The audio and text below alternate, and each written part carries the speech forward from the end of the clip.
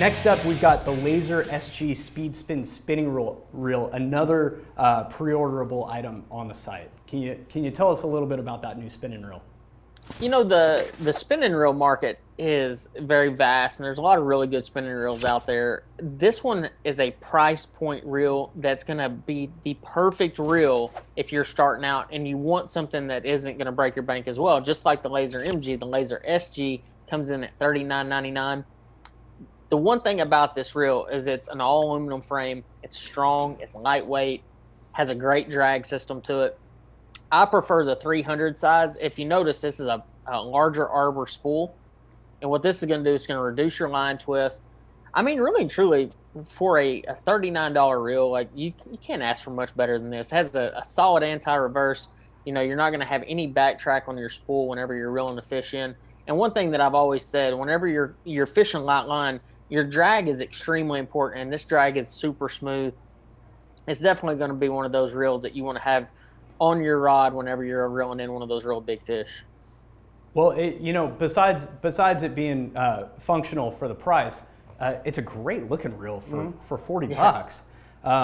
It's really sharp. And in a year when so many people are either getting back to fishing, rediscovering fishing, or trying fishing for the first time, a price point item like that, 40 bucks, you get yourself a quality reel. Get out on the water, get your kids fishing, girlfriend, wife fishing. What a timely introduction from Lews. It's a great one to have just on like a little crappie rod to keep on the boat ready to go, because you never know when that crappie bites be going or something like that. So I always have in the back catch, I always got a crappie rod rigged up. In talking about Phil being the bass hammer, John Barnes over there striking, he's a bass hammer himself, but that guy is ate up with crappie. I think that's he can every bass bait imaginable at his disposal, but he is the crappie guy. So he's probably tapping that loose spin reel himself, probably. You bet.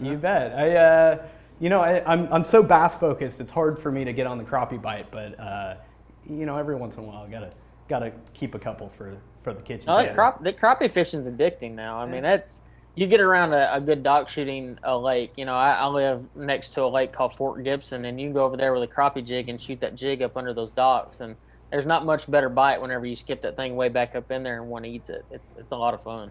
So we don't get to do a bunch of that stuff around here. Can you just, I guess, I know it's kind of off topic, but talk a little bit about dock skipping and how you do that for the crappie and stuff like that. Kind of the whole concept, I guess. It's kind of unique, different.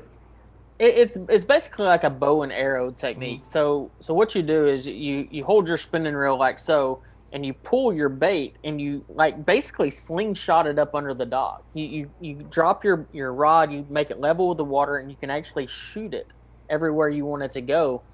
It's a very, very good technique if you're trying to get a bait back up into an area. You can even do it in bass fishing. There was a company I was sponsored by a while back, and we'd actually designed a bass bait for shooting docks as well, and it was very effective as far as trying to catch those fish that were way back up in those docks. I've used it for bass for years, wacky rigging a 4-inch Ocho, just finesse baits. You can shoot them far back up in there, and it is extremely, extremely effective. And the deal is those crappie will suspend up under those docks. And what I do is I pull up there with my live scope, my Garmin live scope, and I'll scan and find out where they're at, and I can actually shoot my jig all the way back up in there, and I can see it fall on those crappie. And a lot of times as soon as it hits those crappie, they're going to bite it as soon as it touches their edge. So, Andrew, you alluded to the fact that some guys are using this as a crossover technique in bass fishing, and I've heard a couple whispers that really? People are trying to keep that a little bit on the down low, and there's been some decent sized tournaments won with a crappie technique. So it's cool seeing that crossover. Hey, Andrew, thank you so much for taking us through the Laser SG spinning reel.